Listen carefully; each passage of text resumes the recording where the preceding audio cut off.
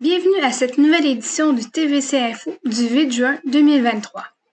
Nos invités et sujets cette semaine sont Éric Desjardins de la MRC Papineau et sa chronique Sport et loisirs, notre reportage sur le tournoi de golf du Club Lyon du 2 juin passé, Edmond Leclerc, conseiller du secteur Buckingham, le culturiste de la Petite Nation, Marc Brazo-Vezzo. Bonne écoute!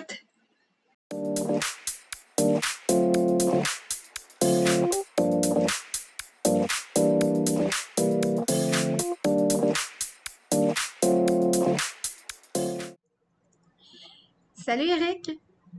Bonjour Zoé, ça va bien? Oui, donc on se retrouve de nouveau pour notre chronique sport et loisirs. Et tu as Oui. beaucoup de choses là, à nous en faire part pour le mois de mai, dont le gala reconnaissance de la Corporation des loisirs de Papineau. Oui, donc c'était le retour là, du fameux gala en sport, loisirs, plein air et bénévolat. Il y avait eu la 50e édition en 2019 à Tursault, mais là, c'était une nouvelle édition après la pandémie. Donc, c'était à Saint-André-Avelin le 25 mai passé. Il y avait quand même 18 municipalités de représentées. 28 personnes ont été reconnues là, pour leur implication et leurs actions dans leur communauté. Puis pour la première fois, on a réussi à remettre des bourses pour les athlètes d'excellence. Donc, on a remis 5 bourses Explore Inc. de 300 à des athlètes qui se sont démarqués là, durant les dernières années. Je parle d'Antoine et François-Xavier Bellan en karaté qu'on a parlé à quelques reprises. Jérémy Côté en BMX de course qui a connu de grosses saisons. Loïka Robertson là, qui a gagné plusieurs médailles dans les derniers mois qu'on a également parlé en judo. Puis finalement, Félix Bertrand, un habitué des récompenses en ski acrobatique boss. Donc, c'était une nouveauté. C'est le fun de pouvoir là, encourager et féliciter là, les jeunes athlètes de la région. Puis, tu aurais des nouvelles d'actualité concernant l'athlétisme pour nous.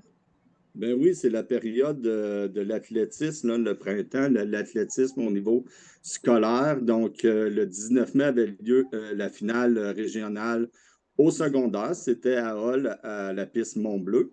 Donc, quelques performances là, de la région de la MRC Papineau.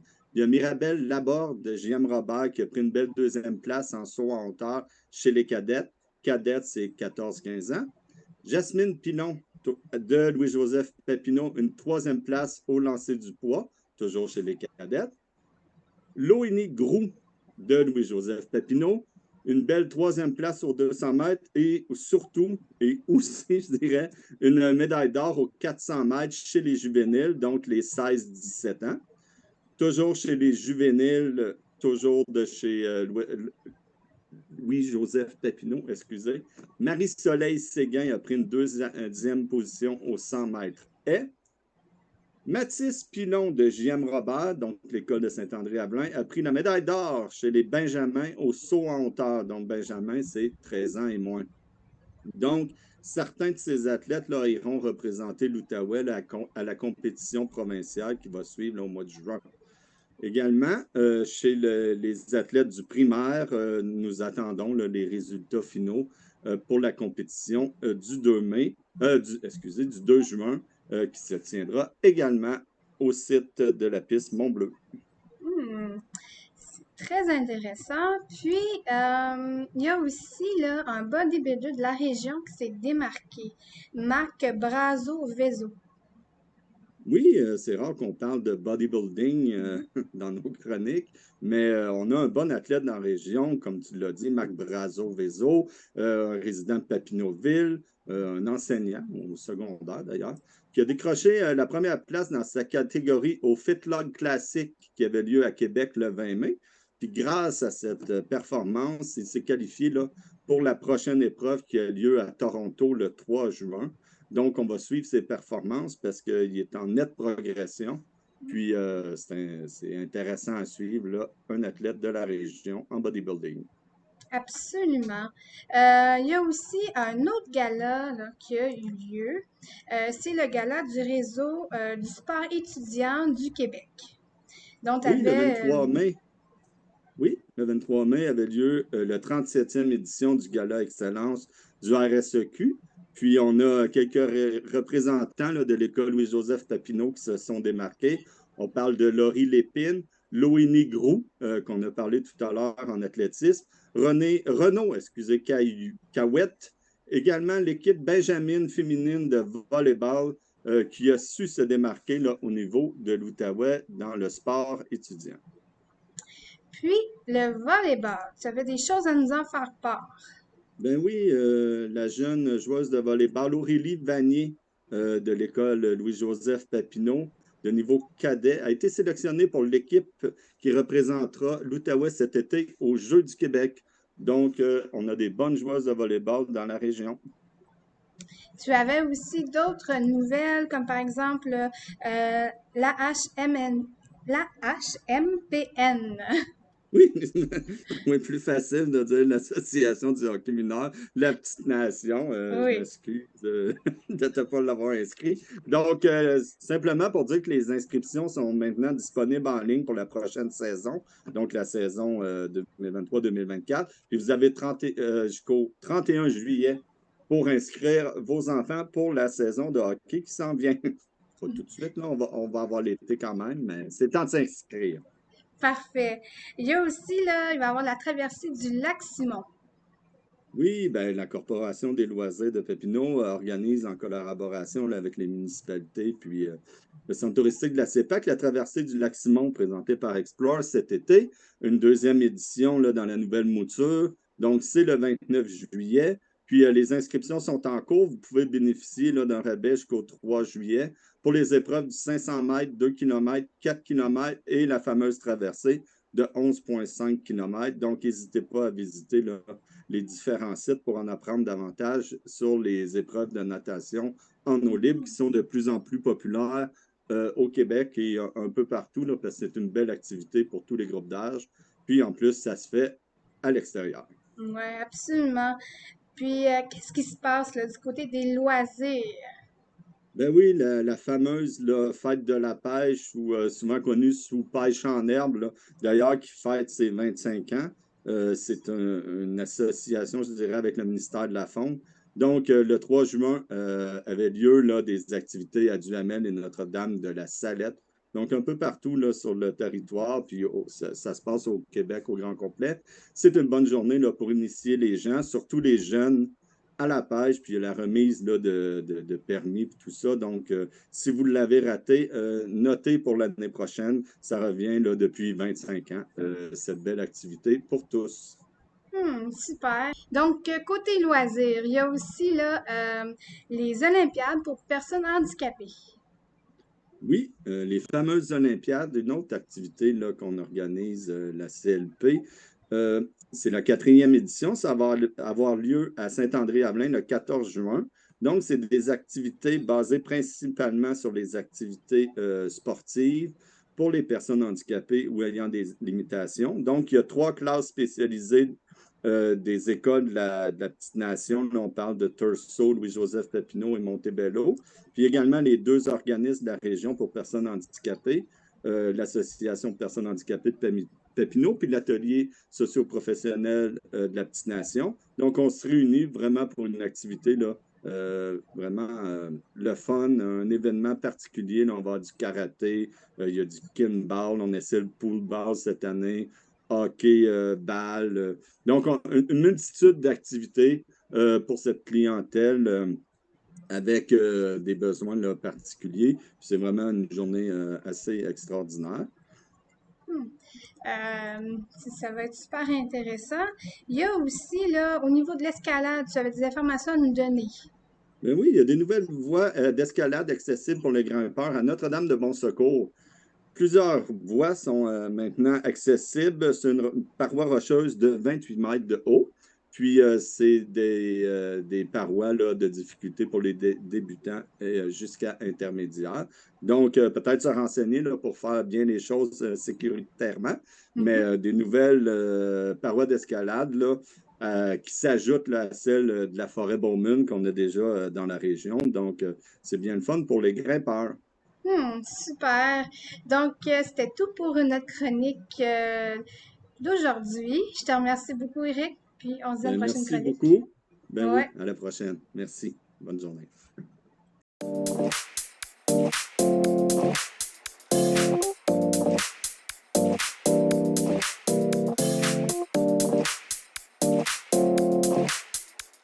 Le 2 juin dernier, le 29e tournoi de golf annuel du Club Lyon a eu lieu. Son président d'honneur était M. Robert Lemieux de Construction Jour-Roman. Tout comme les années passées, le tournoi de golf avait pour but d'amasser des fonds pour les gens dans le besoin de Buckingham et ses environs. Nous sommes en direct du tournoi de golf des Lions. Nous avons parlé à quelques participants, donc voici ce qu'ils avaient à nous dire. Bonjour monsieur, est-ce que vous pouvez vous présenter? Oui, mon nom c'est Jocelyn Fréchette, je suis président du Club Lyon de Buckingham. Bien, on est rendu à notre 29e édition. Je participe en tant que membre puis aussi comme président en fait de représentant cette année. On a Robert Lemieux qui est notre président d'honneur, puis l'équipe de Patrick Lucie qui fait tout l'ensemble de l'organisation d'une super belle journée pour avancer des fonds. En quoi c'est important le tournoi de golf des Lions? Bien, cette année, tout particulièrement, il y a des besoins qui sont criants, plus que jamais. On peut juste faire une référence au niveau des paniers Noël l'année passée. On a donné au-dessus de 300 à 300 familles, puis d'habitude, c'est environ 100 familles. Puis là, on a toujours des besoins urgents au niveau alimentaire et autres. Donc, c'est pour ça que la collectivité, dans le fond, la communauté, se donne la main pour pouvoir chapeauter, dans le fond, ce tournoi-là. Merci beaucoup. Merci, madame. Bonjour, monsieur. Bonjour, madame. Est-ce que vous pouvez vous présenter? Mon nom est Gérald Brunet. Je suis comment tu appelles ça? Un chef de barbecue OK. pour le club de golf de Buckingham. En quoi c'est important de participer au tournoi de golf des Lions? Ben, moi, je dis que c'est très important de juste sortir dehors une belle journée de même, puis affilier avec le monde, puis sortir. Faut sortir. Faut pas rester dans la maison, puis jouer avec nos tablettes. Puis quel est votre meilleur souvenir du tournoi de golf des Lions? Je crois que ça serait... c'était à peu près ça. 2-3 ans passés, il y en avait beaucoup de prix. Les prix, puis le monde, la joie du monde. Le sourire, puis c'était une très belle journée en parlant de ça. Merci beaucoup, monsieur. Bienvenue. Bonjour. Bonjour, ça va bien? Oui, est-ce que vous pouvez vous présenter? Sébastien Jonca, propriétaire de Fleurs de Guy à Buckingham et copropriétaire de Signature Mes Apparentaux à Buckingham. Qu'est-ce qui vous amène à participer au tournoi de golf des Lions? Qu'est-ce qui m'amène? Mon Dieu, les Lions dans la région, c'est tellement important, sont tellement impliqués. Les paniers de Noël, il y a tellement la communauté. C'est pas une question de voir si on est impliqué. Ça fait déjà 4-5 ans, je pense, qu'on est impliqué là, justement dans le tournoi. Puis tout ce qui ramasse dessous, ça redonne à la communauté là, de notre secteur. C'était vraiment important. Les gens en ont besoin. En quoi le tournoi de golf des Lions est important? Bien, justement, c'est une grosse partie de revenus. Puis aussi, c'est le social, les gens d'affaires, les gens qui travaillent dans le secteur, de se voir aussi, de se rencontrer, puis de jaser. Parfait. Merci beaucoup. Ça fait plaisir. Bonne journée. Qu'est-ce qui vous amène au tournoi de golf des Lions? Bien, moi, je suis une bénévole. Je surveille le trou d'un coup, au 9e trou. Puis, pourquoi, pour vous, c'est important le tournoi de golf des Lions? Le tournoi de golf des Lions rapporte beaucoup de bénéfices pour les Lions. Puis les Lions contribuent beaucoup dans la communauté, dans le secteur. Donc, c'est important de participer. Puis, c'est toujours plaisant aussi. Parfait. Merci beaucoup, Mme Fillon. Finalement, le tournoi de golf du Club Lyon a permis d'amasser des dons totalisant 45 000 $. Ici Zoé Dontini-Charrette en direct du tournoi de golf des Lions en date du 2 juin 2023.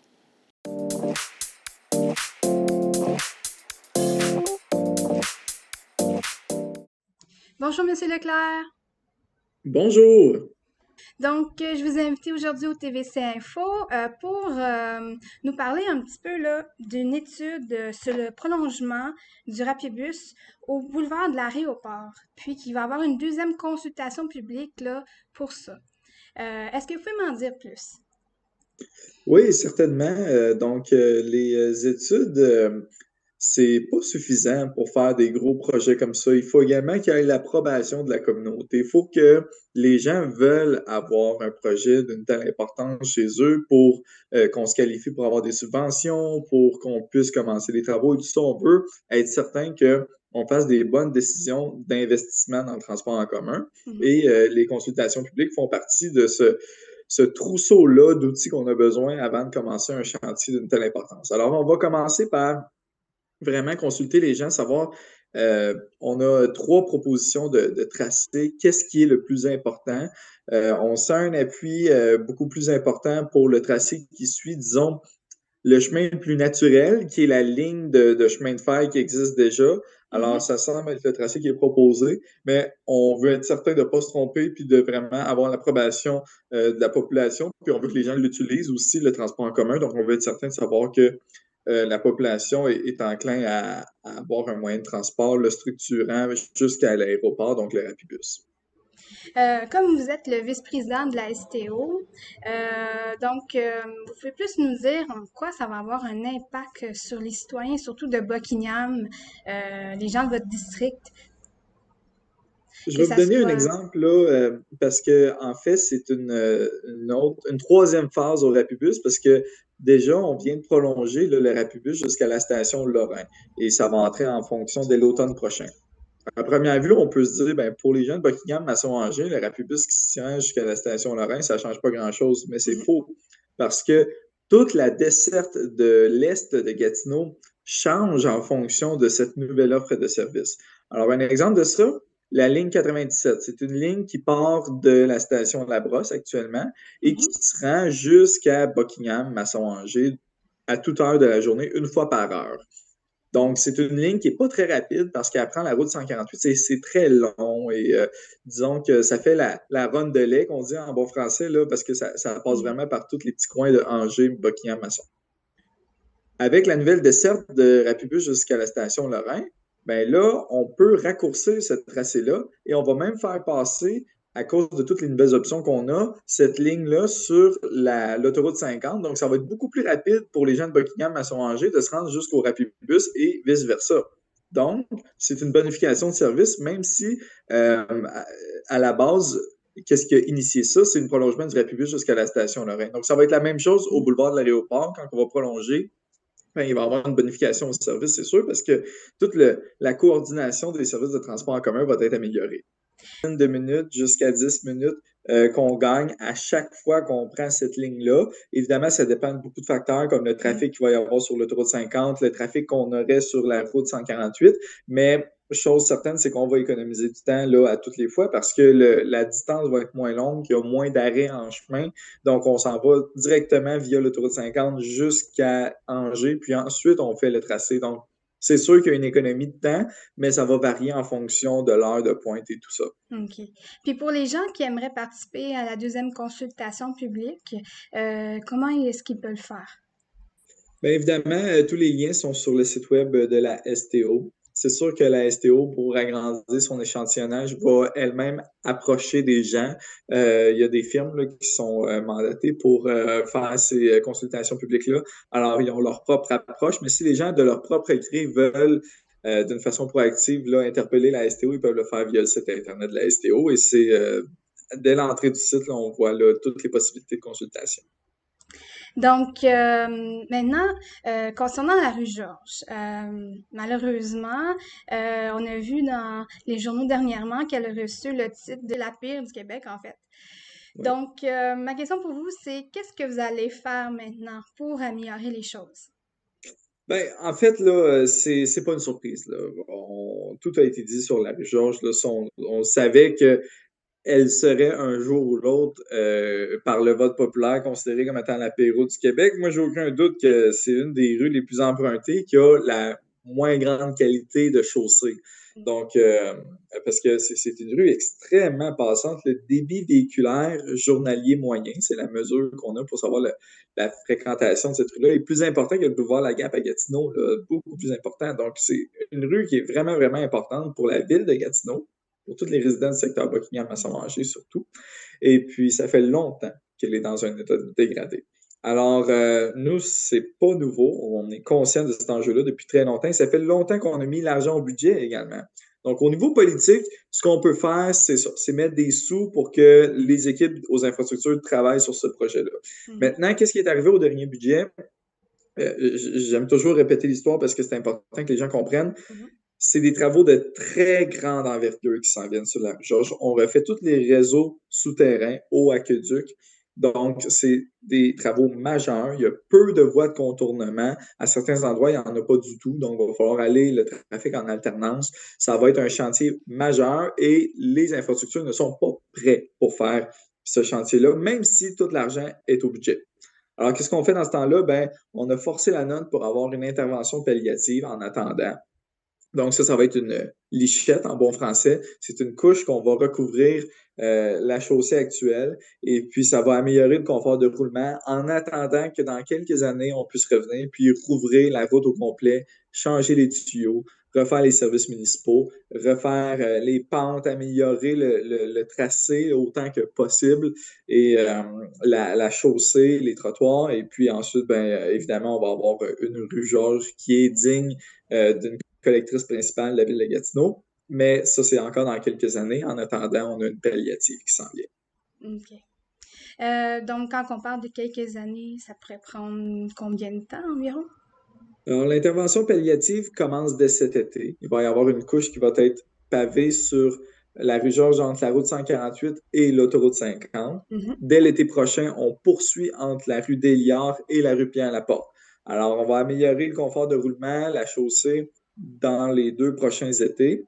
Et par la suite, on n'a pas encore d'horizon de temps là, pour savoir quand est-ce qu'on va revenir rouvrir la route pour refaire complètement les tuyaux, tout ça. Mais on peut estimer là, que ça va prendre quelques années encore. Même si l'argent est là, nos ingénieurs travaillent activement sur le projet.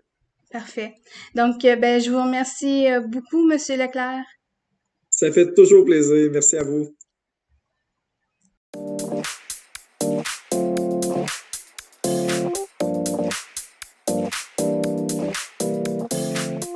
Bonjour, M. Brazo-Vezo. Bonjour. Donc, je vous ai invité aujourd'hui au TVC Info car vous avez participé à 2 compétitions de bodybuilder. Oui. Et les 2, vous avez fait assez bien. Donc, la première qui est le FitLog classique, vous avez arrivé premier. Et aussi, à l'International de Toronto, vous avez arrivé 3e. Exactement. Est-ce que vous pouvez m'expliquer un petit peu pour commencer le FitLog classique? Oui, en fait, le FitLog classique, c'était un événement régional. Donc, c'est canadien, en fait. C'est organisé par la Canadian Physique Alliance. Ça, c'est l'organisation canadienne, en fait, qui est reliée à la IFBB, qui est la ligue la plus prestigieuse, la plus grosse dans le monde du fitness, du bodybuilding. Donc, c'est ça. Donc, c'était un événement vraiment super. En fait, c'était un des plus gros régionales, je dirais, au Canada parce que, en plus d'avoir la compétition de bodybuilding, le FitLog, ce qui était vraiment intéressant, c'est qu'il y avait d'autres compétitions aussi. C'était comme une exposition multisport. Oui, il y avait l'événement de bodybuilding, mais il y avait aussi du CrossFit, il y avait du powerlifting, il y avait même des compétitions de bras de fer. Et il y avait des arts martiaux mixtes. Donc, c'était un événement qui a attiré beaucoup de gens. C'était définitivement le plus gros événement du Québec. Et un des plus gros du Canada aussi dans l'aspect régional, si on veut. Ouais. Puis comment vous avez trouvé votre expérience? C'était vraiment bien, en fait. J'étais vraiment content de ma participation au FitLog parce que, premièrement, parce que je me suis qualifié, puis mon but, c'était de me qualifier pour l'international de Toronto. Aussi, il fallait que j'aille au moins un top 3 pour me rendre. Puis j'ai fini premier, donc j'étais vraiment content. Puis mon expérience a super bien été. L'année passée, dans le fond, je suis allé à un événement qui était un des plus grands au monde. J'étais allé faire le Arnold Classic en 2022. qui est organisé, dans le fond, par Arnold Schwarzenegger lui-même. Donc, c'est un des plus gros événements aux États-Unis, à Ohio. Mais le fait d'avoir compétitionné aux États-Unis, puis pas au Canada, ça l'a enlevé mes qualifications ici parce que, dans le fond, les qualifications canadiennes sont bonnes pour seulement 1 an. Donc, j'avais pas compétitionné en 2022 au Canada, donc il fallait que j'aille rechercher mes qualifications cette année. OK. Donc, ça a super bien été, j'étais super content. Puis, à l'international de Toronto, vous êtes arrivé 3e. Donc, comment ça a été, là, vos compétitions? Ça a été super bien, honnêtement. 3e, c'est pas premier, mais j'étais vraiment satisfait de ce résultat-là parce que, premièrement, c'était international. Les athlètes, c'était tous des top 3 de régional parce qu'il fallait se classer pour aller là. Et c'était tous des top 3 de chaque pays aussi. Là. C'était pas juste canadien. Donc, j'ai compétitionné contre des gens qui venaient du Mexique, États-Unis, beaucoup Canada, c'est sûr, parce que c'est l'événement national d'ici. Mais il y en avait des gens de tous les pays. Puis le nombre d'athlètes par catégorie était beaucoup plus nombreux aussi. Donc, une 3e place pour moi là-bas, ça représente beaucoup parce que ça représente vraiment où ma place parmi les top compétiteurs au monde, en fait. Donc, 3 là-bas, pour moi, c'est aussi impressionnant qu'un premier dans un régional, en fait. Oui, absolument. Puis, quelle est la suite pour vous? Ben là, en fait, si j'avais fini premier, j'aurais eu ce qu'on appelle la carte pro. La carte pro en bodybuilding dans cette ligue-là, c'est la carte la plus prestigieuse au monde. Après ça, tu es professionnel, puis c'est à vie. Okay. Donc, c'est super dur à aller chercher. C'est presque impossible à aller chercher dans le sens que dans ma catégorie, au Canada, ils en donnent seulement 3 par année sur des milliers d'athlètes. Donc, il faut vraiment que tu sois l'exception des exceptions. Et je suis vraiment proche, là. Ça fait 2-3 ans que je suis super proche de l'avoir. Donc, quand que tu fais top 5 dans l'international canadien, dans le fond, là, tu as ta qualification pour 1 an pour pouvoir le refaire l'année prochaine sans avoir à refaire de régional. Okay. Donc, c'est sûr que mon plan pour moi, présentement, c'est de prendre un an de ce qu'on appelle dans le domaine un off-season, qui est comme pour prendre de la masse musculaire le plus possible avant de repartir en préparation pour faire ce qu'on appelle la cote, si on veut, pour aller voter toutes les pourcentages de gras et tout ça. Donc, mon but, là, c'est de vraiment prendre un bon 1 an de préparation pour pouvoir le refaire, pour pouvoir retenter ma chance l'année prochaine pour la Pro Card. OK. Ben, merci à vous.